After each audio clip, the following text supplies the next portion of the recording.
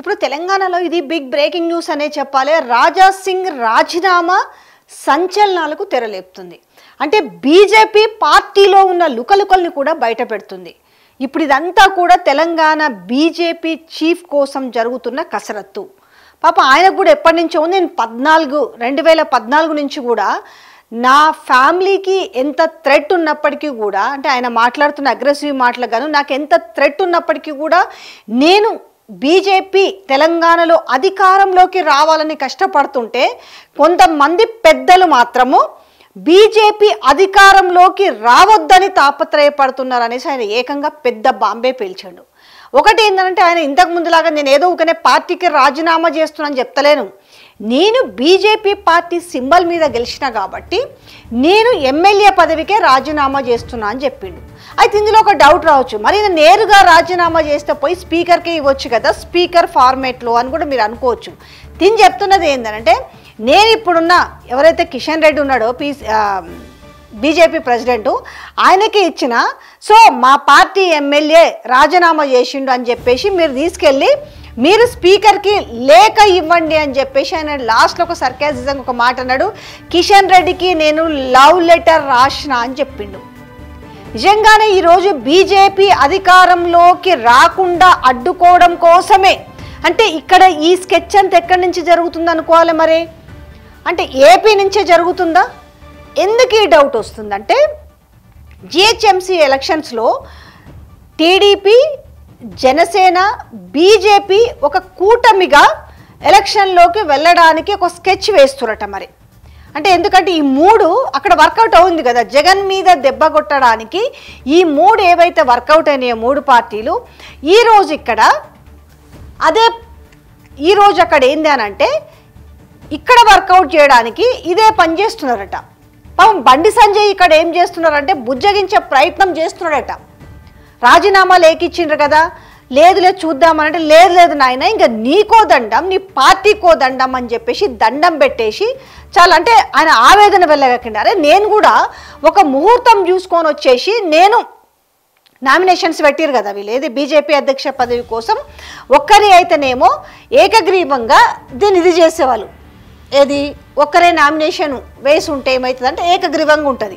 కానీ ఇక్కడ ఏమైంది, ఎవరైనా కూడా వేయొచ్చు అనేసి అది పెట్టారు, ఒక నామినేషన్ ప్రక్రియ పెట్టారు. అయితే ఈయనేమంటాడు కదా, ఈ నామినేషన్ ప్రక్రియలో అయితే ఎవరు పడితే వాళ్ళు వేయడానికి లేదు, వీళ్ళు ఏం పెట్టారు ఒక కండిషన్ బీజేపీ పార్టీ నుంచి, అంటే ఒక 10 మంది స్టేట్ కౌన్సిల్ సభ్యుల సపోర్ట్ ఉండాలి ఎవరైతే నామినేషన్ ఇస్తారో. అయితే ఇక్కడ ఈయన బాధ ఏందనంటే, నా ఎమ్మట వచ్చిన వాళ్ళు 3 పెట్టారు సంతకాలు, కానీ ఇక్కడ మద్దతు ఇంకా మిగతా 7 ఎవరన్నా వచ్చి తినకు మద్దతు ఇవ్వాలనుకునే వాళ్ళనట పార్టీ నుంచి సస్పెండ్ చేస్తామని బెదిరించారట. సో ఇంకంటే నేనంటే లెక్కలేదు కదా, ఇంకా అట్లాంటప్పుడు నేను ఈ పార్టీలో ఉండుడెందుకు, ఈ పార్టీ ఎమ్మెల్యేగా గెలిచిన కాబట్టి నేను ఈ పార్టీకి కూడా అండ్ ఎమ్మెల్యేగా రాజీనామా చేసి సరిపోతుంది కదా అనేసి అన్నాడు. అయితే మరి ఇప్పటికే ఆల్రెడీ ఒక ఉప ఎన్నికకు రెడీగా ఉంది, ఎక్కడ జూబ్లీ హిల్స్, అంటే మాగంటి ఆకస్మిక మరణం తర్వాత అక్కడ ఆల్రెడీ అనివార్యమైంది ఉప ఎన్నిక. బట్ ఇప్పుడు నిజంగానే ఈ ఒక్క ఏదైతే ఈ గోషామాయిల్కి సంబంధించి ఈరోజు ఎమ్మెల్యేగా ఉన్న రాజాసింగ్ రాజీనామా నిజంగానే వీళ్ళు స్పీకర్కి ఇస్తారా, ఇలా నిజంగానే స్పీకర్ ఫార్మేట్లో ఇచ్చినా లేదంటే కేవలం ఒక లవ్ లెటర్ ఫార్మేట్లో ఇచ్చింది అనేది ఇక్కడ ఒక క్రూషియల్ పాయింట్. నిజంగా ఇక నేను చాలా అవమానాలు పడ్డా, నేను ఇక్కడ తెలంగాణలో అధికారం తీసుకురావడానికి నేను చాలా కష్టపడ్డా, కానీ ఇక్కడ జరుగుతున్నదంతా వేరు. సో ఒకసారి అంటే ఆయన మాట్లాడిండు, నీ కులమో నా కులమో అని మద్దతు ఇచ్చుకుంటూ పోతే ఇవాళ ఎట్లుంటుంది, అట్లా కాదు అనే అంశంలో ఆయన చాలా వెటకార ధోరణిలో మాట్లాడిండు. ఇంత కష్టపడి పనిచేసిన వాళ్ళకు లేదు అధికారంలోకి తీసుకొస్తాం వాళ్ళకు, కానీ ఇక్కడ కులాలు మతాలను చూపించుకుంటూ, అంటే ఇక్కడ ఆల్రెడీ ఏమంటుండంటే ఇది పేరుకే అంటే జస్ట్ నామినల్గా మాత్రమే నామినేషన్స్ పెట్టిరు, కానీ ఆల్రెడీ అనివార్యం అయిపోయింది, అంటే అన్ని చేసేసిరు, లోపల మొత్తం సిద్ధమైంది. ఎందుకంటే ఇప్పటికైనా పేరు బయటకు వస్తుంది కదా, ఎవరిది, మాజీ ఎమ్మెల్సీ రామచంద్రరావుది. ఇక్కడ నిజంగానే ఇక్కడ ఈ రాజాసింగ్ మాట్లాడిన మాటలో వైనం చూస్తే ఏమనిపిస్తుంది అంటే, నేను ఇందాక చెప్పినా కదా, ఇదంతా కూడా స్కెచ్ అక్కడి నుంచే నడుస్తుందా ఏపీ నుంచి, ఇక్కడ టీడీపీని బతికించుకోవడానికి, ఎందుకంటే టీడీపీ ఇక్కడ లేదు, కానీ ఇక్కడ టీడీపీని బతికించుకోవడానికి ఇక్కడ రేపు రాబోయే జిహెచ్ఎంసీ ఎన్నికల్లో ఒక కూటమిగా ఏర్పడేసి సో ఇక్కడ ఈ టీడీపీ లేవడానికి ప్రయత్నిస్తున్న నేపథ్యంలో నిజంగానే బీజేపీని బలిపెడుతున్నారా? సో అదే ఈటల రాజేందర్ని కనుక ఇక్కడ ప్రెసిడెంట్ని చేస్తే కనుక అంటే ఎందుకంటే ఆయన తెలంగాణ వాది ఉద్యమకారుడు ఇవన్నీ ఆటలు సాగవు కాబట్టి దీన్ని ఇప్పుడు చాకుగా చూపించేసి ఇక ఈటల రాజేందర్ అయితే మనకు కుదరదు కాబట్టి ఇక్కడ ఆయనకు సన్నిహితుడు రామచంద్రరావు బాబుకు సన్నిహితుడు కాబట్టి ఈ స్కెచ్ ఈ పాచిక పారడం కోసమే ఇంత స్కెచ్ జరుగుతుందా? తెలంగాణలో స్కెచ్ తెలంగాణలో జరగట్లేదు. ఏది జరగాలన్నా కూడా ఈరోజు కేటీఆర్ గురించి ఒక వ్యక్తిత్వ హననం గురించి, ఎందుకంటే ఇవాళ కాంగ్రెస్ పార్టీని అడ్డు పెట్టుకొని వాళ్ళ బాబు అక్కడి నుంచి స్కెచ్ వేస్తున్న వైనం కావచ్చు, ఈరోజు పచ్చ మీడియాకు సంబంధించి కొన్ని వందల ఛానల్స్ ఈరోజు ఎక్కడ ఆ టీడీపీ పక్కన ట్రస్ట్ భవన్లో మరి ఉన్నాయట. ఎందుకనంటే మేము కూడా చూస్తున్నాం మీడియా వెహికల్స్ని, అవన్నీ కూడా ప్రెస్ వెహికల్స్ని మొత్తం కూడా స్కెచ్ అంతా అక్కడి నుంచే వేస్తున్నారు. ఇక్కడి నుంచి ఒక వీడియో పోస్ట్ చేస్తే దానికి కౌంటర్గా 100 వీడియోలు వేస్తుంటారు అన్నట్టు. అంటే ఏంది ఇదంతా కూడా తెలంగాణలో రేపు ఏం చేయాలి? ఇందులో మీరు ఒకటి లాజిక్ గమనించండి. ఏంటంటే రేపు అమరావతి డెవలప్ కావాలంటే, అమరావతి హైలైట్ కావాలంటే ఇక్కడ హైదరాబాదు డెవలప్మెంట్ ఆగిపోవాలి. అరే దివాలు తీయాలి. హైదరాబాద్ దివాలు తీస్తే ఏమవుతుందంటే అరే చూసినావా బాబు చూసినావా అసలు అమరావతిని ఎట్లా డెవలప్ చేసిండు అనేసి. అంటే ఇక్కడ ఏ రకంగా స్కెచ్ వేస్తున్నారు, ఏ రకంగా పావులు కదుపుతున్నారు. అప్పుడు ఏం చేయాలి? ఇక్కడ బీఆర్ఎస్ అనే పార్టీని లేకుండా చేసే ప్రయత్నం చేయాలి. వీళ్ళుంటే ఆటలు జాగవు కదా. ఇప్పుడు బీఆర్ఎస్ పార్టీకి వాళ్ళకు సెంటిమెంట్ ఉంది, తెలంగాణ ఇది ఉంది కాబట్టి మనం దాన్ని అంతా కూడా వ్యక్తిత్వ హననం చేసి దీన్ని మొత్తానికి మొత్తము తుంచివేయాలనే స్కెచ్ జరుగుతుంది. ఈ నేపథ్యంలో బీజేపీని అడ్డు పెట్టుకొని ఏ రకమైన పాచికలు వెయ్యాలనేది ఒక స్కెచ్ క్లియర్గా అర్థమవుతుంది. ఒకసారి మనము ఈ రాజాసింగ్ మాటలు కూడా ఒకసారి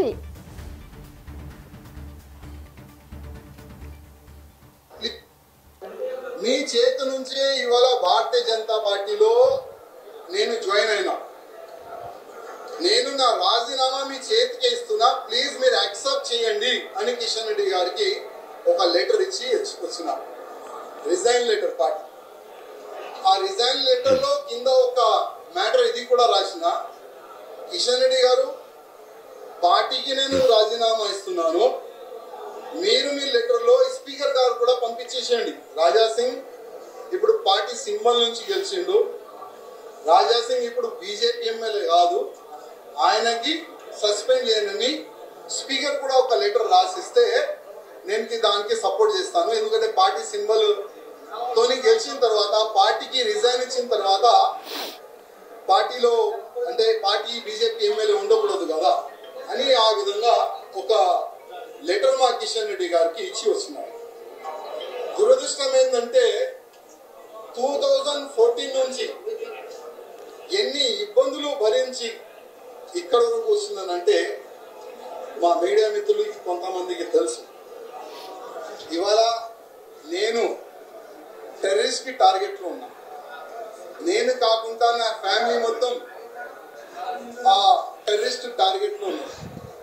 కానీ ఎంతో కష్టపడి ఇవాళ లేకపోతే రేపు బీజేపీ గవర్నమెంట్ తెలంగాణలో వస్తుంది అనుకున్నాం.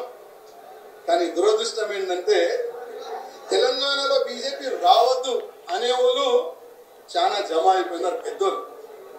ఇప్పుడు వాళ్ళే అనుకోకపోతే మేము ఇంత కష్టపడి మా ఫ్యామిలీని రిక్స్ చేసిన తర్వాత ఇంత పని చేసిన తర్వాత లాభం మేము ఉండవు కదా.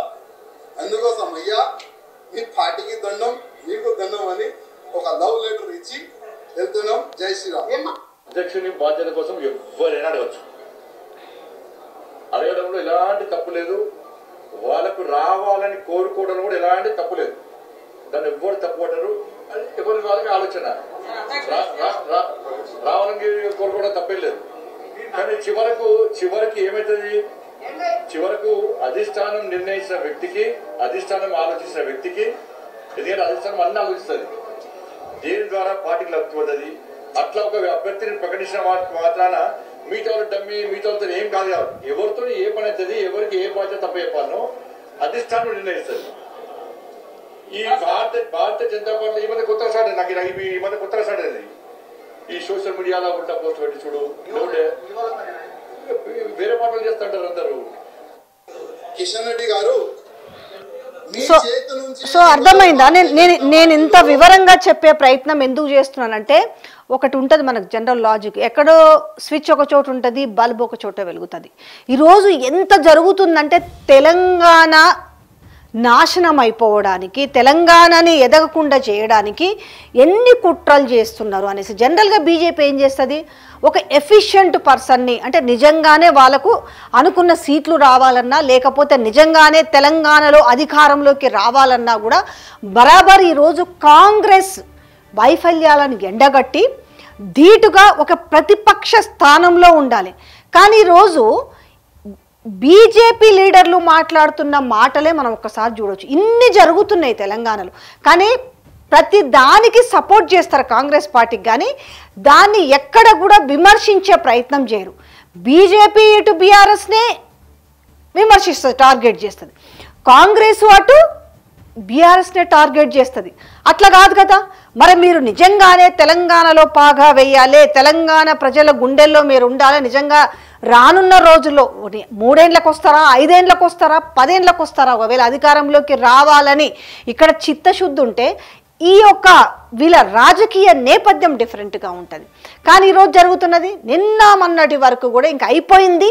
ఈటెల రాజేందరే ఇక్కడ బీజేపీ ప్రెసిడెంట్ అవ్వబోతున్నాడు, ఇంకా అధికారిక లాంఛనంగా ప్రకటించడమే ఆల్మోస్ట్ అయిపోయిందని చెప్పారు. కానీ ఇక్కడ ఏమైంది, సీన్ రివర్స్ అయింది. ఇక్కడ ఎవరు అవుతున్నారు, డౌట్లు వ్యక్తం వస్తున్నాయి. ఎవరి మాటల వల్ల వస్తున్నాయి, ఆల్మోస్ట్ ఇప్పుడు రాజా సింగ్ ఓపెన్గా మాట్లాడిన మాటల వల్ల కూడా తెలంగాణలో బీజేపీ అధికారంలోకి రావడం కొంతమంది పెద్దలకు ఇష్టం లేదంటే ఎవరా కొంతమంది పెద్దలు ఎందుకు లాలూచి పడుతున్నారు ఇవాళ టీడీపీతో. ఎందుకంటే అక్కడ కూటమి ఉంది. ఇప్పుడు ఈరోజు కూటమి వల్ల ఏమైంది, యాక్చువల్గా బీజేపీ కూడా అక్కడ సీట్లు వచ్చినాయి, అంటే బీజేపీ లేచి కూర్చుంది. ఇక్కడ ఏమనుకుంటున్నారంటే మళ్ళీ ఇక్కడ బీజేపీకి బలం చేకూరుతుందేమో టీడీపీతో. టీడీపీది బాబు వేసే స్కెచ్ ఏంటంటే మనం ఎదగాల, ఇవాళ మొత్తం కూడా ఎక్కడిదక్కడ చిన్న భిన్నం చేసి పడాలి. ఈ చిన్న భిన్నం చేసి పడడానికి ఇక్కడ సహకరించే వ్యక్తి ఉన్నాడు కదా. ఎవరికి ప్రేమ ఉంటుంది ఒకసారి ఆలోచించాలి. తెలంగాణమైన ప్రేమ బాబు గురువుకుందా లేకపోతే శిష్యుడికుందా? ఇన్ని మాటలు మాట్లాడుతున్నారు. ఇలా బీఆర్ఎస్లో ఉన్న వ్యక్తుల గురించి వ్యక్తిత్వ హననం చేస్తూ నిన్న మొన్న చూసినా మనం మహా న్యూస్ పైన దాడి చేసిరంటే ఇవాళ కాంగ్రెస్లో ఉన్న మంత్రుల వయసు అనుభూతి చూపించరే. దాడి చేయడం 100కు 100% తప్పే, కానీ లఫూట్ పనికి మాల చెత్త తమ్నైల్స్ పెట్టి ఇప్పుడు నేనే మాట్లాడుతున్నా బరాబరు. అదే ఛానల్కి సంబంధించి వాళ్ళ భార్య గురించో వాళ్ళ బిడ్డ గురించో పెడితే వీళ్ళు ఊరుకుంటారా? ఎన్నడన్నా పెట్టుకుంటారా వాళ్ళ భార్య గురించో వాళ్ళ బిడ్డ గురించో? అట్లా ఎందుకు? నేను ఇంతకు ముందు కూడా చెప్పిన, కొంతమంది ఛానళ్ళు ఈరోజు శుద్ధపూస కబుర్లు చెప్తున్నారు. ఏదో కేటీఆర్ 30 ఛానళ్ళు పెట్టి ఏం చేసిండు భయ్? ఎవరిని వ్యక్తిత్వ హననం చేసిండు ఇయాలా? సో ఇట్లా ఏమవుతుంది తెలుసా, ఈ పనికి మాలలో అందరు కలిసి ఏం చేస్తారంటే ఈరోజు ఎవరైతే తెలంగాణ కోసము తెలంగాణలో మంచిగా ఉండాలరా నాయన, మళ్ళీ వెనకబడిపోవద్దు తెలంగాణ అనుకున్న వాళ్ళు ఎవరైతే పోరాటం చేయదలుచుకున్నారో వాళ్ళపైన వ్యక్తిత్వ హననానికి దాడిపడ్డారు. 100ల కొద్ది ఛానళ్ళు, కోట్ల కొద్ది డబ్బులు వెదజల్లుతున్న ముచ్చట మాత్రము ఛానళ్ళల్లో చెప్పరు. ఇలా అర్థమైపోతుంది కదా. ఈరోజు బీజేపీ ప్రెసిడెంట్ గురించి జరుగుతున్న ఆ బీజేపీలో ఉన్న ఎమ్మెల్యేలే మాట్లాడుతున్నారు. కనీసం ఆయన అడుగుతుంది ఒకటి, నామినేషన్ వేయడానికి కూడా నాకు 10 మంది, అంటే ఎవరు నామినేషన్ వేయాలన్నా 10 మంది కౌన్సిల్ సభ్యుల సంతకం చేయాలి, 3 నా దగ్గర ఉన్నారు, మిగతా 7 బెదిరిస్తున్నారు అని మాట్లాడుతున్నాడు. ఒకవైపు బండి సంజయ్ ఏం చెప్తున్నాడు, ఎవరైనా కూడా ఆశించవచ్చు అన్నారు. ఎస్, మంచిగానే ఉంది, కానీ మరి ఎందుకు అతనికి మిగతా 7 కౌన్సిల్ సభ్యులు సిగ్నేచర్లు మద్దతు, అంటే మీన్స్ సిగ్నేచర్స్ చేసి మద్దతు ఇవ్వాలి, మరి ఇవ్వకుండా ఎందుకు బెదిరిస్తున్నారు? సో ఇప్పుడు సమాధానం చెప్పాలి. ఇప్పుడు ఆయన ఏదైతే అన్నాడో ఎవరికైనా అర్హత ఉంది అని చెప్పినప్పుడు, ఎవరైనా ఆశించవచ్చు అని చెప్పినప్పుడు, మరి దానికి సంబంధించి మళ్ళీ బెదిరింపులు కూడా ఉండకూడదు కదా. మీరు కనుక తనకి మద్దతు ఇచ్చి మీరు సిగ్నేచర్ చేస్తే మిమ్మల్ని డిస్మిస్ చేస్తామని చెప్పి ఎందుకు బెదిరిస్తున్నారు? సో దీని వెనుక ఎంత పెద్ద లాబింగ్ నడుస్తుంది, దీని వెనుక ఎక్కడ ప్రతి మూలాలు ఈరోజు ఏం జరిగినా ప్రతి మూలాలు ఈరోజు ఏపీ నుంచే జరుగుతున్నాయి. కుట్రకు, భయంకరమైన కుట్రకు తెరలేపుతున్నారు ఇవాళ. ఎట్లనంటే ఎంత చిల్లరగా దిగబడ్డారంటే అంత చిల్లరగా దిగబడ్డారు. ఎవరన్నా పనికొచ్చే, అంటే పనికి మాల వార్తలకు మద్దతు ఇస్తారు.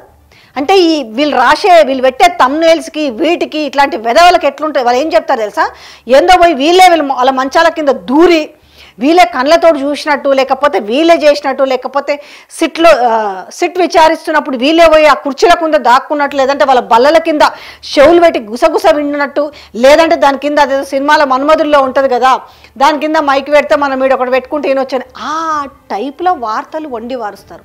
అదే మేము ఒక్క వార్త ఆ రోజు మిస్ ఇంగ్లాండ్ ఇలా ఆమెని ఈ రకంగా బిహేవ్ చేస్తే ఇగో ఇలా చేసిరట, ఆమె వెళ్ళిపోయిందట అని మేము వార్తలు చేసినాం. అరే 3 మహిళా IPS అధికారులతోటి ఒక నివేదిక తయారు చేసి ఇస్తామని వాళ్ళని వేసిరయ్యా అని అంటే ఇగో పలానోళ్ళు అంటని చెప్తే మా మీద కేసులు పెడతారు.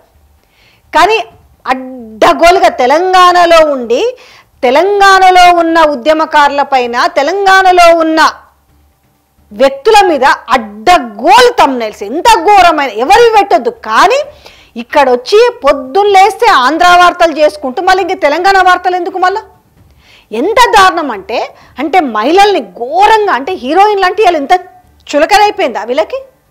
అంటే ఆడవాళ్ళందరూ ఇంక ఇట్లా బెదిరించి ఇట్లా పిలుస్తూ వస్తారా? అరే కొంచెమని ఇప్పుడు వాళ్ళ ఇంట్లో వాళ్ళ భార్య బెదిరించి పిలిస్తే ఇంక వేరే వాళ్ళ దగ్గరికి పోతే ఇట్లా మాట్లాడాల్సి వస్తుంది. ఇది ఏం తమ్నైల్స్, ఏమి కథ, ఏం జరుగుతుంది? ఇవాళ ఏ దానికి స్కెచ్ వేయాలన్నా దీనికంతా కూడా కర్త క్రియ కర్మ అంతా కూడా ఏపీ నుంచి జరుగుతుంది. అది బాబు కన్సర్నల నుంచే జరుగుతుంది అనేసి తెలంగాణ ప్రజలు అర్థం చేసుకోవాలి. ఇక అర్థం చేసుకుని, ఎందుకంటే ఇవాళ తెలంగాణ డెవలప్ కాకూడదు, హైదరాబాద్ అంతా పడిపోవాలి. ఇవాళ హైదరాబాద్కి నిజంగానే ఎంత దిష్టి పెట్టారో అర్థమవుతలేదు. ఏడున్నా కూడా అన్ని వర్గాల వారికి, అన్ని ప్రాంతాల వారికి వచ్చి ఉండనిక మంచి ఒక నేచర్ ఉంది ఇక్కడ. కానీ ఈరోజు ఏంది, దీన్ని మొత్తం డిమోరలైజ్ చేయాలి, డీఫేమ్ చేయాలి. ఇక్కడ చేసి ఏం చేయాలి, అమరావతిని చేసిరు చూడు, అబ్బా ఇది బాబు ఘనత, బాబు ఇంకో 10 ఏళ్ళు ఉండాలి, బాబు ఇంకో 20 ఏళ్ళు ఉండాలని అనిపించుకొని గెలవాలన్న వాళ్ళ యొక్క సీటు కోసం, వాళ్ళ సీటు తహతహ కోసం, వాళ్ళ అధికారంలోకి మళ్ళా రానిక కోసం ఇలా తెలంగాణను ఆగం చేస్తున్నారు, ఇలా హైదరాబాదును ఆగం చేస్తున్నారు. ఇది గమనించాల్సింది ఎవరు? ఇంత విషవలయాన్ని విషం చిమ్ముతున్నారు. మళ్ళా ఆడ గురువు చెప్తాడు, ఇక్కడ శిష్యుడు పాటిస్తాడు. ఇంత భయంకరమైన కుట్ర జరుగుతున్న నేపథ్యంలో తెలంగాణ ప్రజలు కళ్ళు తెరుచుకోవాలి. ఇవాళ ప్రతిది కూడా ఇవాళ కాంగ్రెస్లో జరుగుతున్న పదవుల విషయాన్ని కానించి మొదలు పెడితే ఇవాళ బీజేపీలో ప్రెసిడెంట్ విషయం కానించి కూడా ఏపీకే దారులు చూపిస్తున్నాయి, ఏపీ నుంచే లింకులు వస్తున్నాయి, ఏపీ నుంచే మాటలు వస్తున్నాయి, ఏపీ నుంచే ఎంపిక చేయబడుతుందనే వార్తలు ఇంత గుప్పమంటున్న నేపథ్యంలో ఒక్కసారి దీన్నంతా తీక్షణంగా ఆలోచించుకోవాలి. రేపు రాబోతున్నాయి లోకల్ బాడీ ఎలక్షన్స్, దాని తర్వాత GHMC ఎలక్షన్స్ రాబోతున్నాయి, రేపు ఉప ఎన్నిక రాబోతుంది. సో వీళ్ళంతా మళ్ళా సిద్ధమైనరు. అంటే ఈ 3 దగ్గర పడ్డది కదా, ఇంకా 2 ఏళ్ల కాలంలో ఏం చేసిరో బయటపడ్డది. ఇంకా 3 ఏళ్ల కాలం కూడా సగ్గలేదు, 2.5 ఏళ్ల కాలం ఉంది. ఈ 2.5 ఏళ్ల కాలంలో తెలంగాణ ప్రజలకు ఏమి చేయాలన్నది కాదు, తెలంగాణ ప్రజల్ని ఏ విధంగా వాళ్ళ మైండ్లను తొలిచేయాలి, ఏ విధంగా అక్కర్లేని అంశాలన్నీ కూడా వాళ్ళ మెదల్లో జొప్పించాలి, పనికొచ్చేవి ఆలోచించకుండా వాళ్ళ మీద మెదళ్ళకు జొప్పించాలనే ప్రయత్నము తీవ్రంగా జరుగుతుంది. ఎక్కడి టీడీపీ, ఏం కథ, తట్టాబుట్ట. నేను తెలంగాణ బిడ్డగా మాట్లాడుతున్నాను. నేను ఇలా తట్టాబుట్ట సర్దుకొని వెళ్ళిపోయిన తర్వాత మళ్ళీ ఇక్కడి నుంచి కూటమేంది, ఈడ పోటీ చేసిరేంది, ఈడ పడుకున్న దాన్ని అయిపోయిన దాన్ని మళ్ళీ లేబట్టుడేంది, ఏంది కథంతా అసలు? ఈ కథని గమనించుకోండి.